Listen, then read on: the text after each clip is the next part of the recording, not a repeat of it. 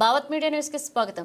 గత 2 రోజుల నుండి కురుస్తున్న భారీ వర్షాలకు యాదాద్రి భువనగిరి జిల్లా ఆత్మకూరు కొరటికల్ మధ్య ఉన్న బిక్కేరు వాగులో ఇటీవలే నూతనంగా నిర్మించిన చెక్ డ్యాం నీటితో నిండి అలుగుపోస్తుండటంతో మండల కాంగ్రెస్ పార్టీ అధ్యక్షులు యాసా లక్ష్మారెడ్డి తన సహచర నాయకులతో కలిసి గంగమ్మ తల్లికి పూలు, పసుపు, కుంకుమతో ప్రత్యేక పూజలు చేశారు.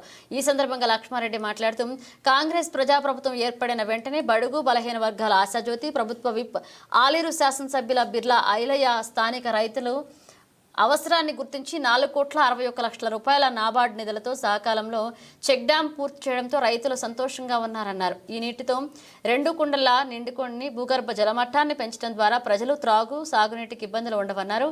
స్థానిక రైతుల తరపున ఆయన బిర్లా ఐలయ్యకు కృతజ్ఞతలు తెలిపారు.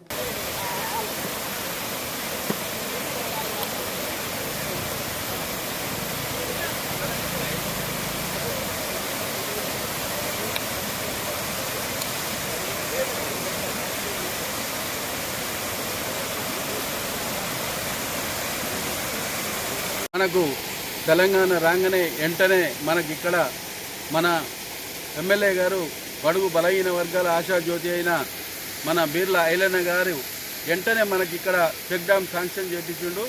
దాన్ని ఈ 8 నెలలనే స్టేట్లోనే మొట్టమొదటిగా మన ఆత్మకూరులో చెక్ డ్యాము నిర్మించడం, ఇక్కడున్న రైతులకు ఇవాళ ఈ చెక్ డ్యామ్ నిండటం వల్ల ఈ నీళ్లను ఇక్కడున్న రైతులందరికీ తాగునీరుకు ఇబ్బంది లేకుండా చేసినందుకు ఎమ్మెల్యే గారికి ఇక్కడున్న రైతుల పక్షాన, ఇక్కడున్న ప్రజల పక్షాన మేము ఎమ్మెల్యే గారికి ధన్యవాదాలు తెలియజేస్తున్నాం.